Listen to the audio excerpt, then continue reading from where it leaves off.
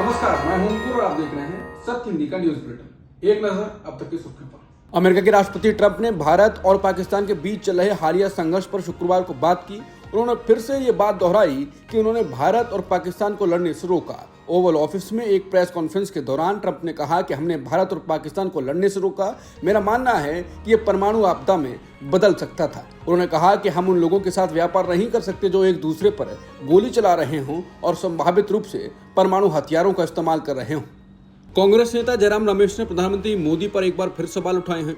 उन्होंने कहा कि अमेरिका के राष्ट्रपति ट्रंप बार बार दावा कर रहे हैं कि उन्होंने भारत और पाकिस्तान के बीच युद्ध को रोकने के लिए ट्रेड का इस्तेमाल किया।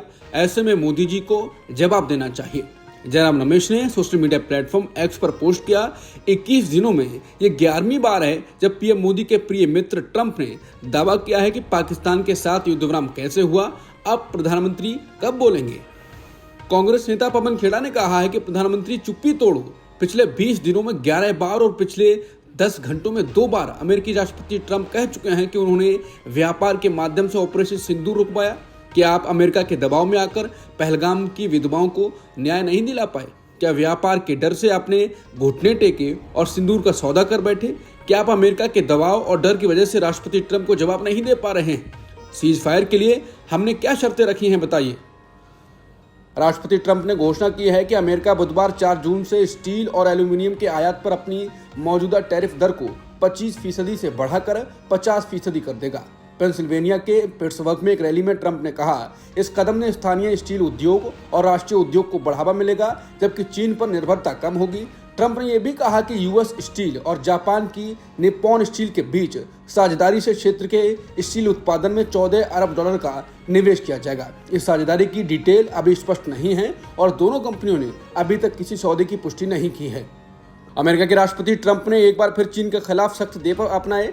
शुक्रवार को उन्होंने social media platform truth social पर पोस्ट करते हुए कहा कि चीन ने अमेरिका से किया गया व्यापारिक समझौता पूरी तरह तोड़ दिया है और अब वो मिस्टर नाइस गाय बने रहने वाले नहीं है। ट्रंप ने लिखा कि 2 हफ्ते से पहले चीन बहुत बड़ी आर्थिक मुसीबत में था। मैंने जो भारी भरकम टैरिफ लगाए थे उनके चलते चीन के लिए अमेरिका में सामान बेचना लगभग नामुमकिन हो गया था। अमेरिका का बाजार दुनिया में सबसे बड़ा है। हम अचानक चीन से व्यापार बंद करने की स्थिति में आ गए और इसका चीन पर बहुत बुरा असर पड़ा।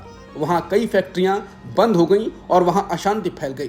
ट्रंप ने कहा कि मुझे ये सब देखकर अच्छा नहीं लगा। चीन को बर्बादी से बचाने के लिए मैंने फौरन एक समझौता कर लिया। इससे हालात सुधर गए और चीन का व्यापार दोबारा सामान्य हो गया। सभी खुश थे। लेकिन ट्रंप ने आगे लिखा, अब बुरी खबर यह है कि चीन ने इस समझौते का उल्लंघन कर दिया है। कुछ लोगों के लिए यह हैरानी की बात नहीं होगी। अब मैं मिस्टर नाइस गाय नहीं रहूंगा। ये पोस्ट ऐसे वक्त पर आई है जब अमेरिका के ट्रेजरी सेक्रेटरी स्कॉट बेसेंट ने कहा कि अमेरिका और चीन के बीच व्यापार वार्ता फिलहाल कुछ रुकी हुई है। कांग्रेस सांसद शशि थरूर के नेतृत्व में अमेरिका के प्रतिनिधि मंडल ने कोलंबिया के उस बयान पर आपत्ति जताई थी जिसे पाकिस्तान का समर्थन किया गया था। इसके बाद कोलंबिया ने वो बयान वापस ले लिया है और अब भारत के पक्ष में एक मजबूत समर्थन वाला नया बयान जारी करने की बात कही है। थरूर ने कहा कि हम कोलंबिया के विदेश मंत्रालय से मिले, जहां सीनियर उप मंत्री ने हमारा स्वागत किया। अच्छी खबर यह है कि उन्होंने अपना वो बयान वापस ले लिया है जो हमें पहले निराश करने वाला लगा था। अब वो हमारे पक्ष को समझते हुए भारत के समर्थन में एक नया बयान जारी करेंगे।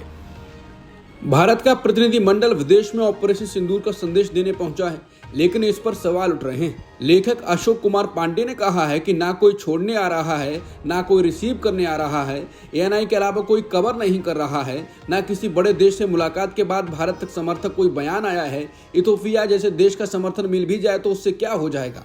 जनता का पैसा आखिर इस तरह बर्बाद करने का कोई मतलब है क्या? बता दें, ऐसा कमेंट शुरू से आ रहे हैं। भारत का डेलीगेशन किसी बड़े नेता से अभी तक नहीं मिल पाया है। रूस के विदेश मंत्री सर्गेई लावरोव ने हाल ही में कहा कि अमेरिका, जापान और ऑस्ट्रेलिया जैसे क्वाड देशों का भारत पर दबाव है कि वो इस समूह को केवल व्यापारिक सहयोग तक सीमित न रखे, बल्कि इसे सैन्य गठबंधन में बदल दे। लावरोव के अनुसार भारत ने क्वाड में व्यापार और आर्थिक सहयोग के उद्देश्य से शामिल हुआ था, लेकिन अब अन्य मेंबर देश भारत को नौसैनिक और सैन्य अभ्यासों में भाग लेने के लिए प्रेरित कर रहे हैं। उन्होंने इस बदलाव की आलोचना करते हुए कहा कि समूह भारत को सैन्य गठबंधन में शामिल करने का प्रयास कर रहा है।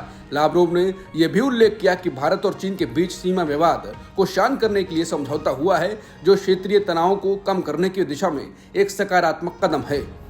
रूसी विदेश मंत्री सर्गेई लावरोव ने कहा कि रूस भारत चीन रूस त्रिपक्षीय वार्ता प्रारूप को पुनर्जीवित करने में वास्तव में रुचि रखता है। उन्होंने ये बयान हाल ही में एक अंतर्राष्ट्रीय सम्मेलन में दिया। बता दें RIC यानी रशिया इंडिया चाइना यानी एक त्रिपक्षीय संवाद मंच जिसे 2002 में स्थापित किया गया था। इसका उद्देश्य तीनों देशों के बीच रणनीतिक, आर्थिक और राजनीतिक सहयोग को बढ़ावा देना है। हालांकि हाल के वर्षों में भारत और चीन के बीच सीमा विवादों के कारण इस प्रारूप की गतिविधियां धीमी हो गई थी और अब लावरोव ने जोर देकर कहा कि रूस इस प्रारूप को फिर से सक्रिय करना चाहता है ताकि तीनों देशों के बीच विश्वास बहाल हो सके और क्षेत्रीय स्थिरता को बढ़ावा मिल सके।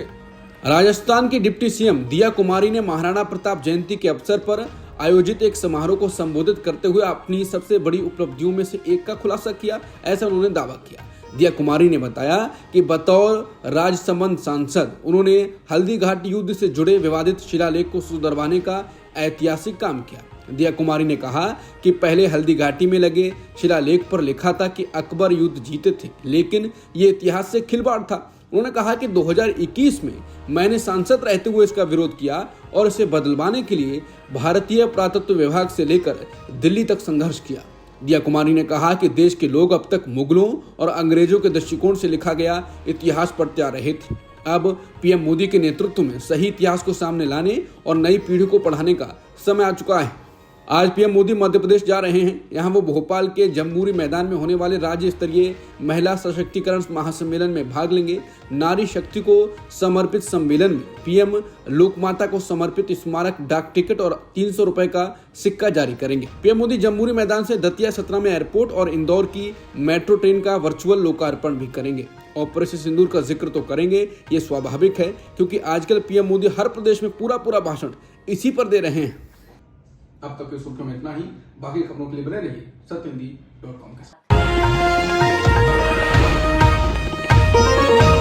Copyright disclaimer under Section 107 of the Copyright Act 1976. Allowance is made for fair use for purposes such as criticism, comment, news reporting, scholarship, and research. Fair use is a use permitted by copyright statute that might otherwise be infringing.